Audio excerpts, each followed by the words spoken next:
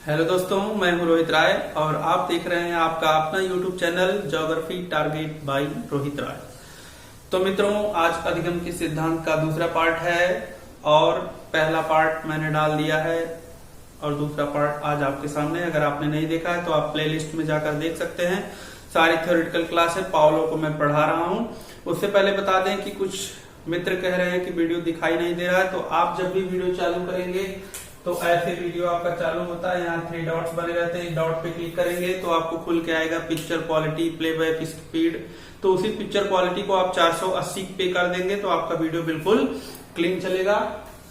और उससे पहले मैं आपको बता दूं कि मेरे चैनल का नाम है ज्योग्राफी टारगेट बाय रोहित राय और आप चैनल को सब्सक्राइब करें। अगले वीडियो को देखने के लिए बेल आइकन को प्रेस करें। वीडियो पसंद आए तो लाइक और शेयर जरूर करें, ये आपसे अपेक्षाएं रहेंगी। आइए देखते हैं मित्रों अधिगम के सिद्धांत। मित्रों, अधिगम के सिद्धांत बहुत सारे मनोवैज्ञानिकों ने बताया है। तो आज पावलो के अनुसार, पावलो एक व्यवहारवादी मनोवैज्ञानिक है। वैसे अधिगम के सिद्धांत व्यवहारवाद के अनुसार, क्षेत्रवाद के अनुसार, गेस्टाल्टवाद के अनुसार देखा जाता है। तो मित्रों, आज मैं व्यवहारवाद के अनुसार बताऊंगा, जिसमें कई मनोवैज्ञानिक 5-7 हैं, तो जिसमें जो भी प्रमुख है उसको बताया जाएगा। तो पहले हैं पावलो। पावलो से आइए मैं परिचय करवाता हूँ, मिलवाता हूँ। फ्री में आप पावलो से मिल लेंगे। तो देखिएगा, मिलवाता हूँ आपको, देखिएगा कैसे। पावलो मित्रों, इनके जो अधिगम के सिद्धांत है, सिद्धांत का क्या नाम है मित्रों? अनुकूलित अनुक्रिया सिद्धांत। क्या नाम है मित्रों? अनुकूलित अनुक्रिया सिद्धांत। प्रतिपादन इन्होंने मित्रों कब किया था? 1904 में। इनका प्रयोग किस पर था मित्रों? कुत्ते की लार ग्रंथि पर। ग्रंथि का क्या नाम था? टेलपीस ग्रंथि। मित्रों, आप देखेंगे क्या पूछते हैं कि पावलो ने किस पर प्रयोग किया? कुत्ते पर। पावलो ने किस पर प्रयोग किया? बस कुत्ते पर। अरे कुत्ते पर तो किया ही, मूल चीज बताइए। कुत्ते की लार ग्रंथि पर। कौन सी ग्रंथि थी? टेरोट्रीज ग्रंथि। पावलो मूल रूप से रूस के निवासी थे। पावलो ने अपने सिद्धांत को 1904 में दिया। मित्रों, नोट डाउन कर लेंगे। पावलो को अनुबंधन का जनक कहा जाता है और इसी 1904 में अनुबंधन के कारण इन्हें नोबेल पुरस्कार भी दिया गया था। अब मित्रों, ये तो रही यहां तक की बात। कैसे देखेंगे?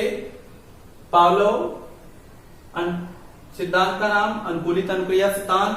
प्रतिपादन 1904। प्रयोग कुत्ते की लार ग्रंथि पर। ग्रंथि टेरिटरीज निवासी रूस के हैं। अब मित्रों आगे हम देखेंगे, आगे के संदर्भ में बात करेंगे तो किन तथ्यों के आधार पर।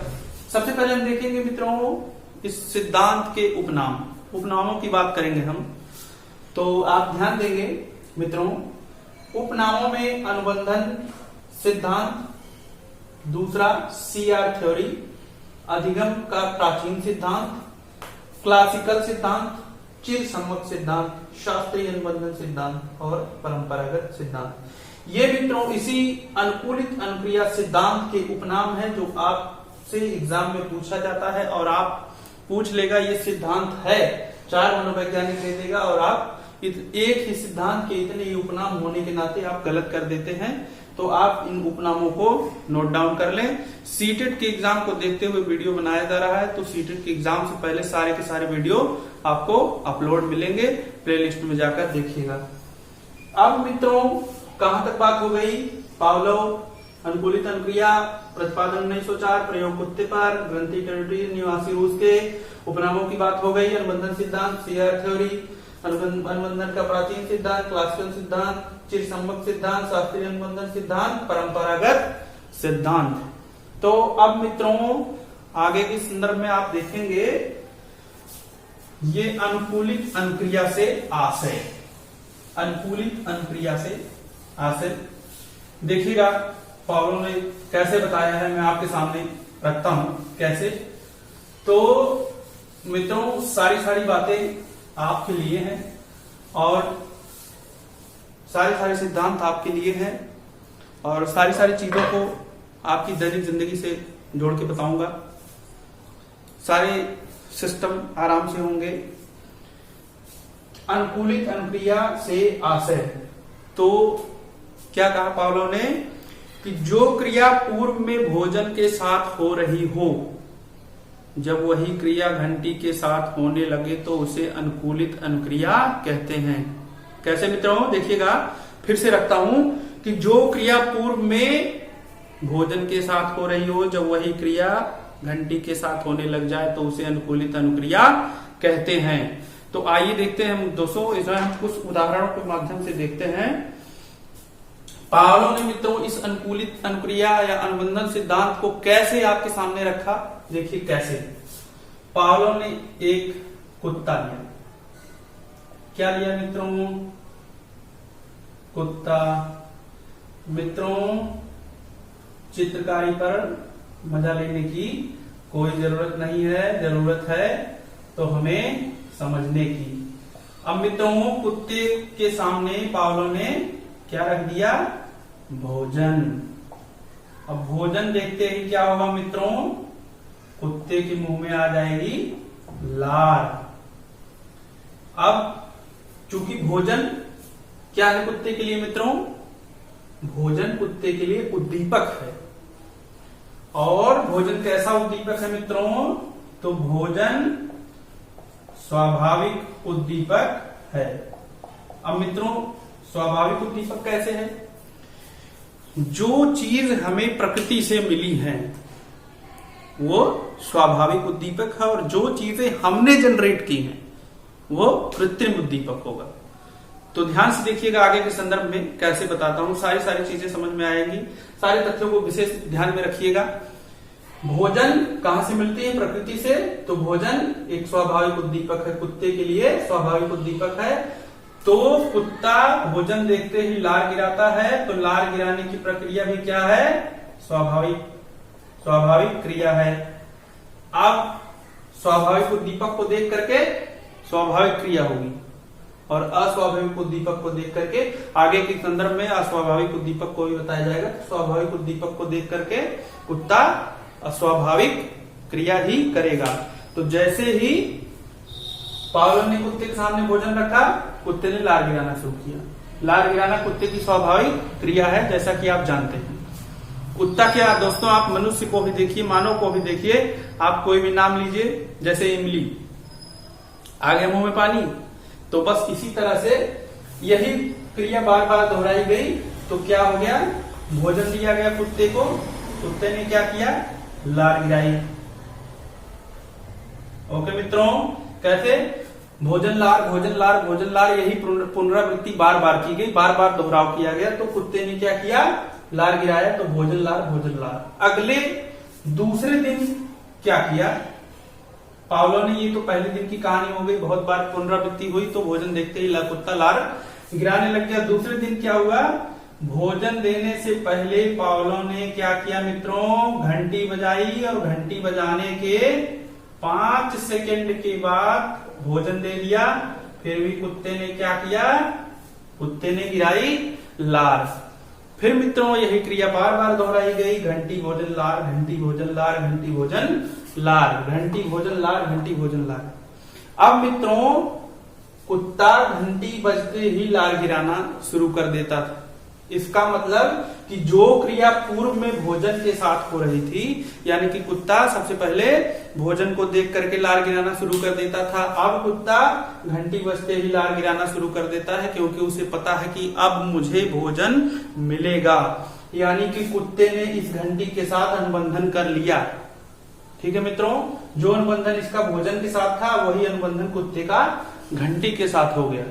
तो मित्रों देखेंगे तीसरे चरण में क्या हुआ। तीसरे दिन अनुबंधन करा रहे हैं पावलो महोदय, कैसे देखिएगा, आपके सामने रख रहा हूं। तीसरे दिन पावलो ने क्या किया मित्रों? सिर्फ घंटी बजाई। फिर भी कुत्ते ने क्या किया मित्रों? कुत्ते ने लार गिराया। ठीक है मित्रों, कुत्ते ने पहले भोजन के साथ लार गिराया, यानी भोजन के साथ उसका अनुबंधन हो गया, फिर घंटी के साथ वही अनुबंधन हो गया, और जो क्रिया स्वाभाविक होगी, जो स्वाभाविक उद्दीपक होगा, तो क्रिया भी क्या होगी मित्रों? स्वाभाविक होगी। और स्वाभाविक प्लस अस्वाभाविक, क्योंकि घंटी हमने बनाई है, हमने जनरेट की है, तो घंटी एक अस्वाभाविक उद्दीपक है। तो जब आप क्रिया में स्वाभाविक प्लस अस्वाभाविक, ये अस्वाभाविक है, स्वाभाविक, स्वाभाविक उद्दीपक प्लस स्वाभाविक उद्दीपक दोनों एक साथ आप प्रेजेंट करेंगे तो क्या होगा, फिर भी क्रिया क्या होगी, स्वाभाविक क्रिया ही होगी। लेकिन जब आप केवल अस्वाभाविक उद्दीपक प्रस्तुत करेंगे, जब आप केवल अस्वाभाविक उद्दीपक प्रस्तुत करेंगे तो क्या हो जाएगी, यह क्रिया हो जाएगी अनुबंधित क्रिया। मित्रों कैसे, क्योंकि घंटी के साथ उसका अनुबंधन हो गया है कि मुझे अब भोजन मिलेगा, इसलिए कुत्ता घंटी बजते ही लार गिरा दिया। और जब आपने स्वाभाविक उद्दीपक दिया तो स्वाभाविक क्रिया हुई। आपने अस्वाभाविक स्वाभाविक दोनों, स्वाभाविक प्लस अस्वाभाविक उद्दीपक को दिया, फिर भी क्रिया का क्या हो गई, स्वाभाविक क्रिया। लेकिन सिर्फ आपने अस्वाभाविक उद्दीपक दिया तो क्या क्रिया क्या हो गई, क्योंकि केवल घंटी से कुत्ते का अनुबंधन ही था। क्योंकि बार बार आप घंटी बजाएंगे तो हर बार कुत्ता लार नहीं गिराएगा। और दोस्तों, आप इस चीज को चेक करना चाहते हैं तो आप जाकर के किसी पड़ोस में आपके यहाँ कुत्ता रह रहा होगा, उसके सामने टन टन घंटी करके बजाइए, कुत्ता लार नहीं गिराएगा, हो सकता है कि आपको काट ले। तो आगे से आगे के संदर्भ में देखेंगे, ये तो इन्होंने पावलो ने दिया था, कि ये उदाहरण पावलो ने दिया था। और अब देखेंगे हम आपके इन उदाहरणों को हम दैनिक जिंदगी से जोड़ के बताएंगे मित्रों। कैसे, देखिएगा, आपके सामने रखता हूं तथ्य को, कि दूध वाले बाल्टे के आने का, जैसे दूध वाला बाल्टा आपके यहाँ 9 बजे आता है तो आप 8:45 बजे ही रेडी हो जाते हैं पतीला लेके दरवाजे पर। ये क्या है, एक अनुबंधन ही है। 5 बार आपको मम्मी ने सिखाया कि बेटा ये भगवान है, आप यहाँ प्रणाम किया करिए।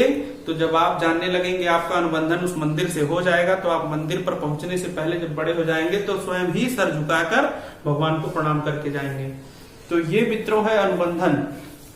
अनुबंधन को मैं मित्रों आपको संकेत माध्यम से समझाता हूं, देखिएगा कैसे, और ध्यान से देखिएगा मित्रों। सारे तथ्य आपके लिए हैं, सारे सिस्टम आपके लिए हैं, और इन तथ्यों को आप ध्यान में रखिएगा। सारी चीजें आपको बताई जाएंगी, सारे तथ्य आपके सामने रखे जाएंगे। मित्रों देखिए, UCS मतलब अनकंडीशनल स्टिमुलस, यानी बिना शर्त का उद्दीपक। इसके बाद क्या होगा, यानी भोजन, अनकंडीशनल स्टिमुलस, भोजन कुत्ते को रखा गया, कुत्ते ने क्या किया, UCR अनकंडीशनल रेस्पॉन्स, कुत्ते ने क्या किया, स्वाभाविक क्रिया की, क्या किया, लार गिराया। लार गिराना क्या है, स्वाभाविक क्रिया है कुत्ते की, क्योंकि ये स्वाभाविक उद्दीपक है, अनकंडीशनल स्टिमुलस। तो कुत्ते को दिया गया भोजन, ये अनकंडीशनल स्टिमुलस, तो कुत्ते को दिया गया, कुत्ते ने क्या किया, अनकंडीशनल रिस्पॉन्स दिया, यानी कि स्वाभाविक क्रिया किया। दूसरे चरण में क्या होगा मित्रों, दूसरे चरण में आप देखेंगे CS यानी conditional stimulus plus unconditional stimulus, यानी कि घंटी और भोजन दोनों, कंडीशनल स्टिमुलस, अनकंडीशनल स्टिमुलस। ध्यान से देखिएगा मित्रों, तो कंडीशनल स्टिमुलस, अनकंडीशनल स्टिमुलस, तो क्या होगा, कुत्ता क्या गिराएगा, लार। ये क्या होगी मित्रों, स्वाभाविक क्रिया होगी, क्योंकि पूर्व में मैंने बताया है कि अस्वाभाविक प्लस स्वाभाविक उद्दीपक प्रस्तुत करने पर क्रिया स्वाभाविक होगी, और स्वाभाविक उद्दीपक प्रस्तुत करने पर तो स्वाभाविक क्रिया होगी ही। तो मित्रों, तीसरी बार आप ध्यान देंगे, सिर्फ कंडीशनल स्टिमुलस, फिर भी क्या होगा, कुत्ता क्या करेगा, केवल घंटी बजाएंगे। जब आप कंडीशनल स्टिमुलस, केवल शर्त का उद्दीपक आप देंगे तो कुत्ता क्या करेगा, फिर भी लार। क्यों लार गिराएगा मित्रों, ये क्या होगी लार गिराना, अनुबंधित क्रिया, क्योंकि मित्रों केवल घंटी से कुत्ते का अनुबंधन था, इसलिए यूसीएस अनकंडीशनल स्टिमुलस बिना शर्त का उद्दीपक, तो यूसीआर बिना शर्त की क्रिया यानी स्वाभाविक क्रिया होगी, ला गिरेगा। इसके बाद conditional stimulus plus unconditional stimulus, शर्त की क्रिया और बिना शर्त का उद्दीपक, बिना शर्त का उद्दीपक फिर भी क्या होगा, स्वाभाविक क्रिया, कुत्ता ला गिराएगा। इसके बाद कंडीशनल स्टिमुलस, शर्त का उद्दीपक यानी सिर्फ घंटी, तो क्या होगा मित्रों, कुत्ता लार गिराएगा, लेकिन यह लार कुत्ता केवल अनुबंधन के माध्यम से ही गिराएगा। यहां प्रभाव सिर्फ अनुबंधन का ही होगा। अब दोस्तों एक दो बातें हैं जो कि पूछी जाती हैं, तो मैं उसको आपके सामने प्रस्तुत करना चाहता हूं, देखिएगा कैसे। मित्रों बताया गया है कि उद्दीपक क्या है। क्या है मित्रों उद्दीपक? धड़ाधड़ लाइक और शेयर करिए। तो क्या है उद्दीपक? आपके हाथ में है लाइक और शेयर। जिस वस्तु के लिए व्यक्ति कार्य करना प्रारंभ करता है, जिस वस्तु के लिए, देखिएगा कैसे, जिस वस्तु के लिए व्यक्ति कार्य करना प्रारंभ करता है उसे उद्दीपक कहते हैं। अनुक्रिया मित्रों रीट 15 में पूछा गया है अनुक्रिया क्या है, तो जिस वस्तु को व्यक्ति पाना चाहता है उसके लिए की गई क्रिया ही अनुक्रिया कहलाती है। मित्रों ये सारे सिस्टम आपके सामने रह गए और सारे सिस्टम को आपने देख लिया, और इसी अनुबंधन कराने, जैसे पावलो ने घंटी के साथ कुत्ते का अनुबंधन किया, कुत्ते ने क्या गिराया, लार, क्योंकि कुत्ते को पता है कि कंडीशनल रिस्पांस यानी घंटी बजी है तो अब मुझे भोजन मिलेगा। इसी अनुबंधन के कारण कुत्ते ने क्या गिराया मित्रों, लार गिराया। इसी को कहते हैं अनुबंधन, और ये अनुबंधित क्रिया है मित्रों।